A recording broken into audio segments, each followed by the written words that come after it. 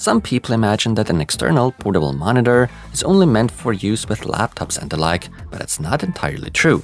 In today's video, I'll be looking at a screen by INNOCN and we'll talk about all kinds of different use cases for such an external compact monitor and why you might want one too, especially for desktop setups, since of course one doesn't exclude the other. Today I'm looking at the 13A1F by INNOCN. This happens to be a 13.3-inch screen featuring a resolution of Full HD along with an OLED panel. Today's model not only is suitable for photo and video editing due to the high color accuracy, but thanks to the fast response time and great refresh rate, it can also be used for gaming. All that, of course, unfortunately, comes at a price. Depending on when and where you purchase, we're looking at $230 to $300 US. So they're already targeting consumers that know what they're looking for in a monitor of this form factor.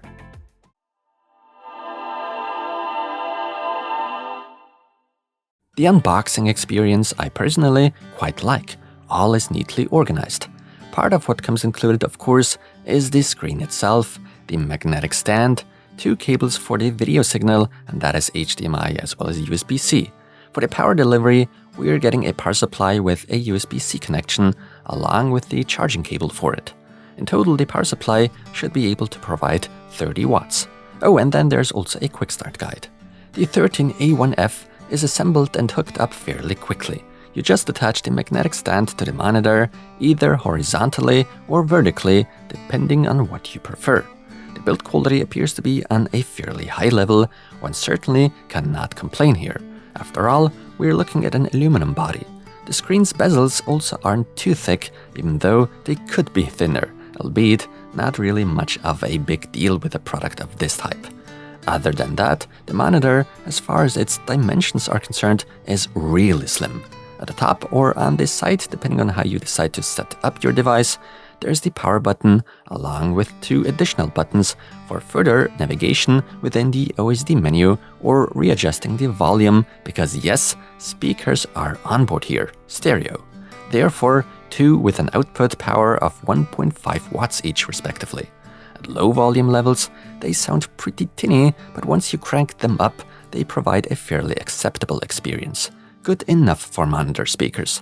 Connectivity on the device itself, there's a mini HDMI input that ends in full-size HDMI when using the included cable, as well as 2 USB Type-C inputs, either to be used as video or power input, although I would not recommend using USB-C power combined with the USB-C video input.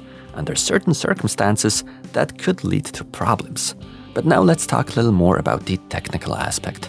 As said, INNOCN used an OLED panel, which is really popular among tech enthusiasts simply because it comes with great advantages over conventional IPS panels, for instance. Unfortunately, it also comes with nasty side effects, OLED being much more susceptible to burn-in. It is stated that the screen is covering 100% of the DCIe P3 color gamut, and we are apparently dealing with a 60 Hz refresh rate along with a 1 millisecond response time. 60 Hz on OLED, pretty much equaling about 90 Hz on LCD panels. The input lag, as a matter of fact, is not bad at all, and definitely lower than that of a few conventional IPS monitors I use. The weight is 540 grams, which certainly can be considered very lightweight, also meaning that when on the go, you're not carrying too much extra ballast on you. However, there's one thing I have to criticize here, especially since this happens to be a portable device to carry around with you. There is nothing included to safely store it away, so we'd have to find and buy something that fits for ourselves. The OSD menu compared to a regular $300 desktop monitor isn't exactly packed with features. Nonetheless, we are being offered all the essentials in terms of settings. That also includes brightness level, which by the way, at 400 candela is pretty bright. Oh, and then there also are a few modes we can switch to, such as gaming or reading mode, for instance. Then there's color temperature, saturation, and so on. That's enough actually, I'd say.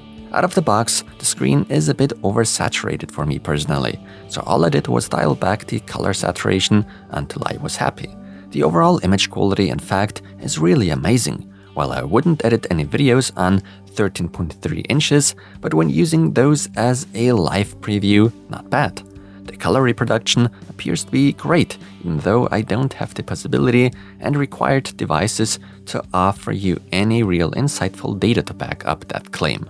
I'd like to point out, though, that the monitor is pretty reflective, thus not matte, which especially in brighter environments is not so desirable. I definitely would have preferred a matte screen here.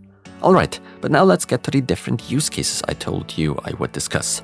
The first thing that came to my mind for such a compact monitor is to use it to extend your current setup. There's not always room for a second normal-sized monitor on our desk. A secondary screen is even more useful when combined with a laptop. Due to the laptop size and resolution, we need to rely on scaling, which does, however, cost screen real estate. For instance, on our desktop. Well, at least it's all big enough to be able to read it all properly. It can be a challenge to work productively on a laptop, though I speak from experience. One simply feels limited with what one can do, and more often than not, we don't know where we should put all those open windows and documents that we actually need to be opened and displayed right in front of us to complete the task at hand. Use case number 2 could be a preview for streamers. While I myself don't stream, I imagine you'd want full control over what you're streaming and what the settings are at all times, and that's where a secondary monitor certainly could come in handy. Use case number 3 involves laptops again, video editing on laptops. When actively working on the timeline, the video preview simply is so small you will no longer be able to properly tell sometimes if your edit is okay or not, and whether or not the video recording is in focus or out of focus. After all, we don't necessarily wish to produce garbage. Use case number 4. Such a monitor doesn't necessarily have to be used with PCs or Macs. You just as well could hook it up to a console and enjoy games on it, although the screen size is a bit on the smaller side for that, I believe. Use case number 5. You could use the monitor as a greatly improved preview as far as size is concerned for a stationary camera. In theory, it doesn't even have to be stationary if you improvise with the power delivered to the monitor. Use case number 6. Some smartphones allow us to connect with monitors to have everything displayed bigger in order to watch movies when traveling, for instance. Depending on the phone brand and model, the phone can also act as a workhorse, so to speak, and will offer an experience similar to what we'd see with laptops. Use case number 7. You wish to do things at the same time. For instance, you're going through the paces, the usual grind in a game, and have the desire to watch videos and or streams while doing so. And that is an option. I have to admit, these are all the use cases I came up with on the spot. Surely there are a few more, and so I'd be very happy if you let me know some you come up with.